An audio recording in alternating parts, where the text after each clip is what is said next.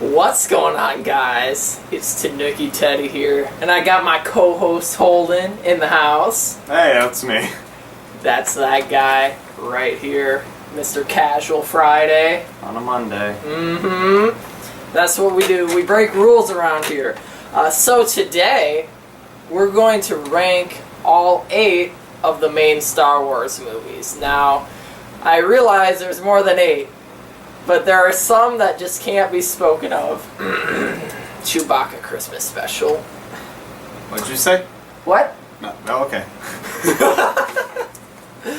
Don't let the Wookiee hear. Okay, so we're going to do all 8. So we're doing the prequels and the original trilogy. And then the newest, well, 2 newest, I guess. 2 7. newest, I'd say. Well, there's going to be a whole new trilogy with 7 and 8 and 9. So we're going to do, like I said, originals, prequels, Rogue One, and The Force Awakens. The Force Awakens. So we're going to go ahead and start with number 8, the lowest of them all. Okay, so for the least favorite film of the Star Wars saga we have... Oh no! When do you think we's in trouble? Episode number 1. Shocker, didn't see that one coming. Phantom Menace. That one. Do we have to even... If you're listening to this, watching this right now, do you even have to question why that's the last one? People often argue that Attack of the Clones was the worst. I'm sorry, I have to beg to differ. There is no reason why Jar Jar should really be in there. I know he plays a role in the story later. Don't care. Could have made a better character. Honestly, he is the worst character in Star Wars. Like, when you told me Jar Jar was bad... See, I didn't watch all the Star Wars movies till recently. I didn't think he'd be that bad. Oh. Jar Jar just ruins the whole movie. And there are some bright spots. Qui-Gon Jinn's pretty cool. I don't know, Jake Lloyd as Anakin was okay. Natalie Portman, she's okay. There were a lot of unimportant things that happened in the movie. It was very confusing to jump into if you've never seen, any of the other Star Wars movies. Yeah. You'd be like, well, what? I don't know. The pod race was okay. Yeah, I didn't feel like NASCAR, but gave it to us anyway. Whatever. So let's move on to number 7. And at number 7... Bet you didn't see this one coming either. Attack of the Clones! Yay! Another one of the prequels. Woo! Yeah, a lot of people were mad about, all the clones being CGI'd and everything. But yeah, I didn't care for that. Too much CGI, by the way. I would call this Attack of the Green Screen right here. Yeah. This is CGI up the wazoo. I think they way overdid it, but... Kind of good story, though, Yeah. It was very interesting. Yeah. Kind of gave a nice idea into the next movie. And you get to see how Padme and Anakin fell in love and all that, but... And how Anakin hates sand. Anakin does hate sand. I hate sand. Do you really? It's coarse and rough and irritating. Oh yeah, it is. And it gets everywhere. It just gets everywhere. Every time. Don't you love it when you get sand in your buns? So yeah, that one's okay.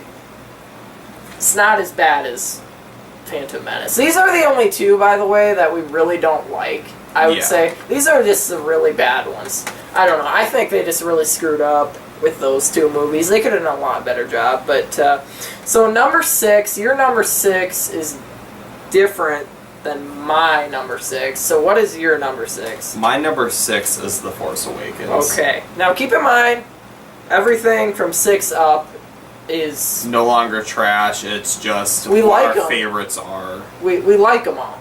Yes. But, so you have The Force Awakens. I have Rogue One. Tell me why you have Force Awakens here. As a Star Wars fan, it was kind of confusing why Princess Leia just randomly had these plans. I had no idea how she got it with that puny little ship. Okay. I honestly thought Rogue One was a great story telling us how the events transpired, and I thought they did a really well job with it, with lining it up A-okay with the story, just fitting it in right in there. I don't think they could have done a better job. Honestly, that was pretty good. So that's why you have The Force Awakens below Rogue One. I'm not saying that.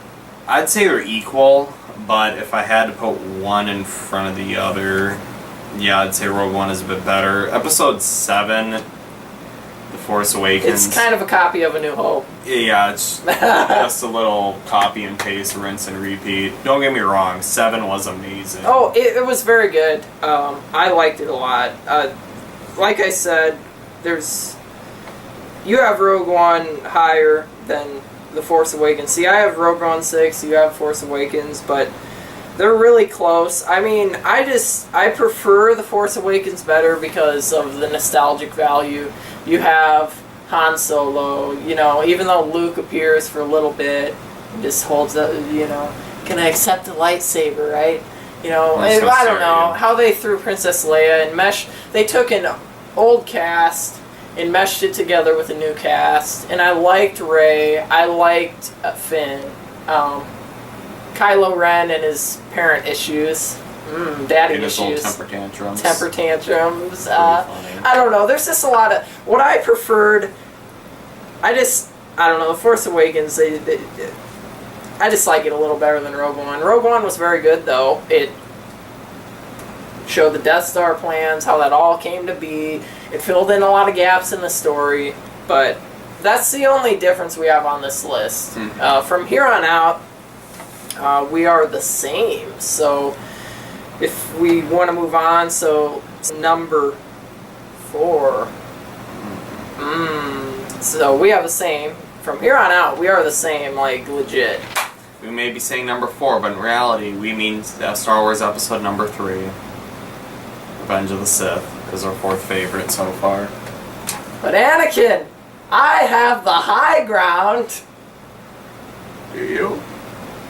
I hate you! Hello there. I don't know. Revenge of the Sith. Episode 3 is our number 4. And do it. Sorry. Mace Windu out the window. He's still alive, though.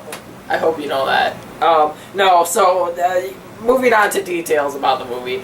I really like it. It tells about Darth Vader's backstory, how he grew to the dark side, swayed that way, his connection with Palpatine, and just how he got burnt, and everything about Darth Vader, really. I mean, it fills in so many gaps, and then with Luke and Leia, how that came to be, and what do you like the most about that movie? I love the fight scenes, the story. It really wraps up with a nice bow on top. Really explains yourself. People are saying, well, Darth Vader's the most powerful Sith.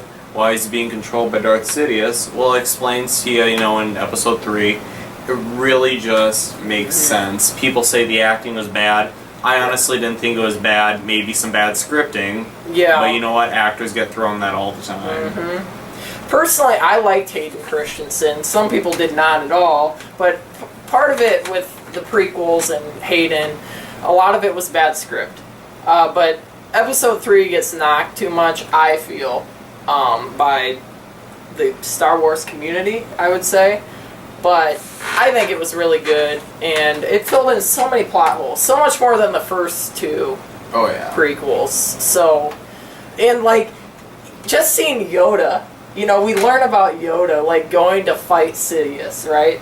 I mean, that was just cool to throw that in there. And then Obi-Wan fighting against, Anakin. It was really epic. There's just a lot of epic moments. And then, Anakin, you're breaking my heart. It's pronounced snack. So that's our number 4, Revenge of the Sith.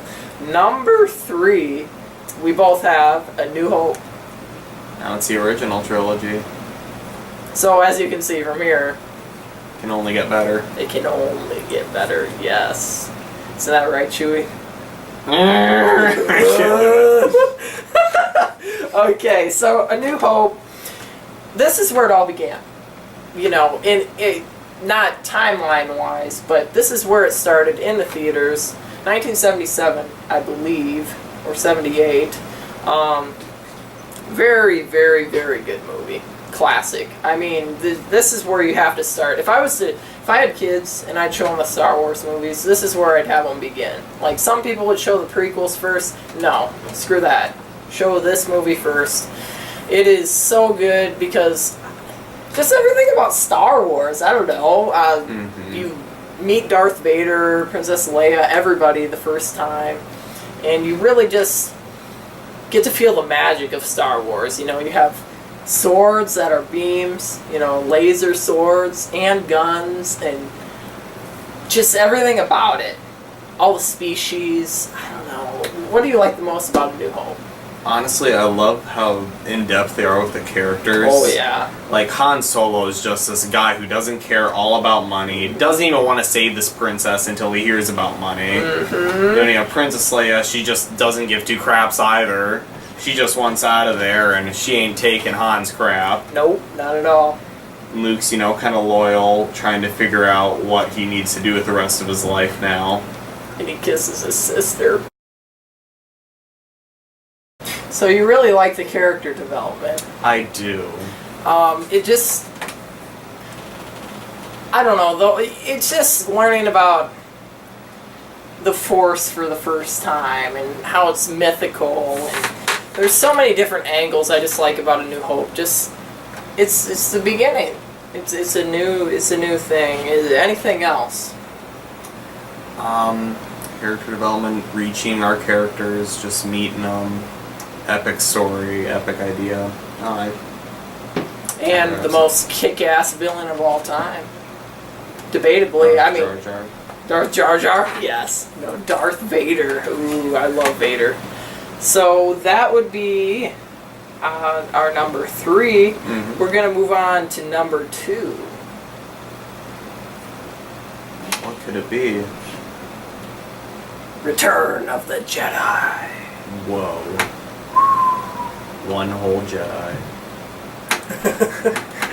So Return of the Jedi, I really enjoyed. You can start with this one, though. You know, it's kind of similar to the first, you know, the whole idea of, hey, let's go destroy the Death Star. But something about it, maybe it's just that it wraps up the story nicely, but something inside that movie just really gets to me.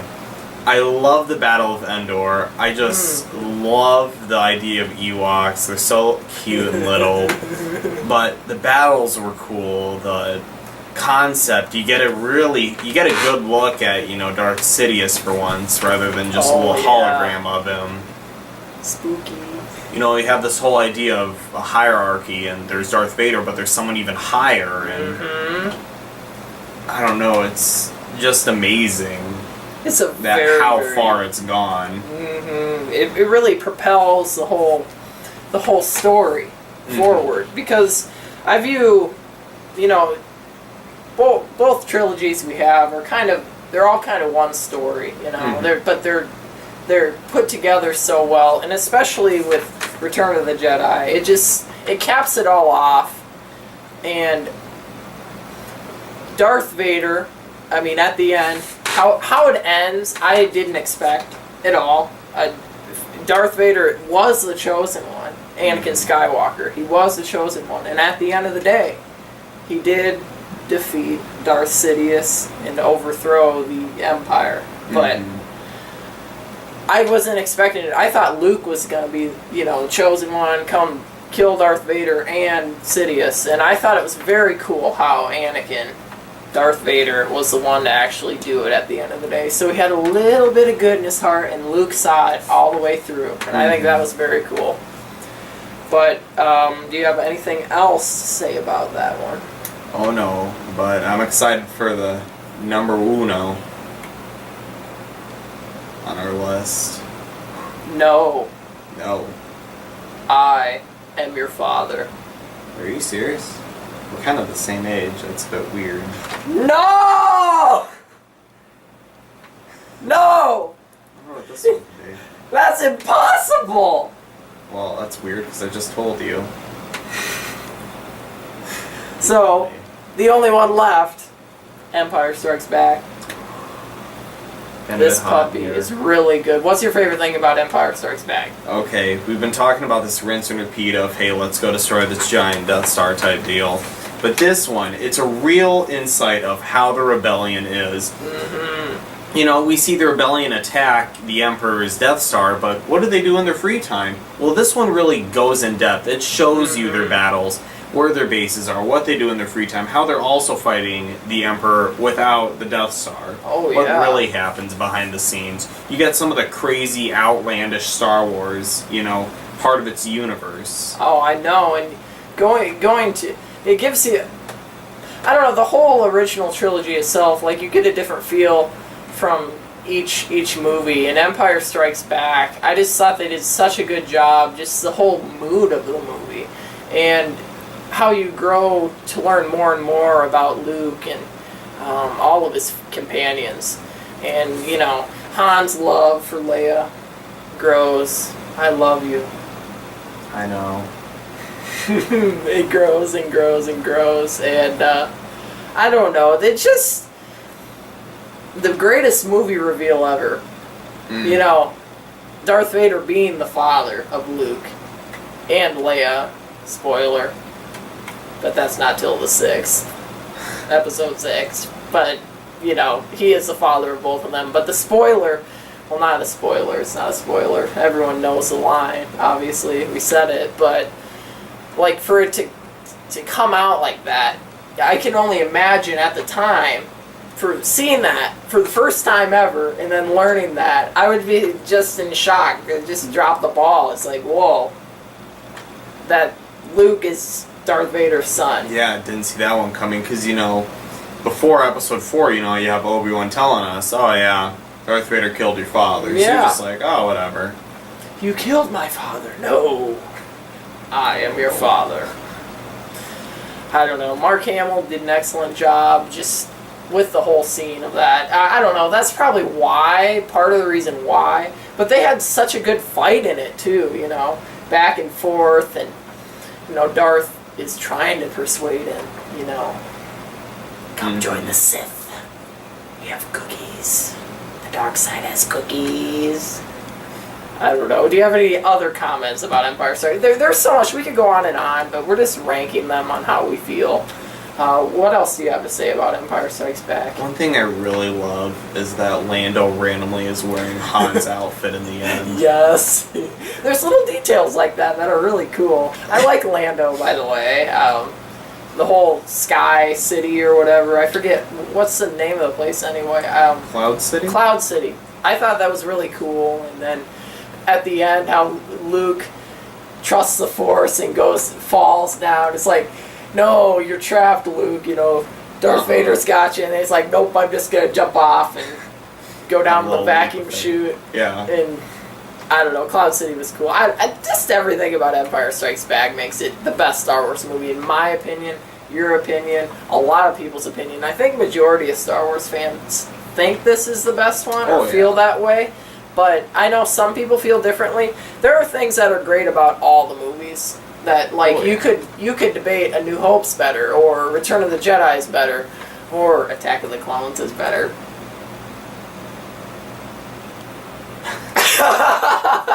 But no. You could make an argument for most of them to be the best. Oh, yeah. But I would say Empire Strikes Back.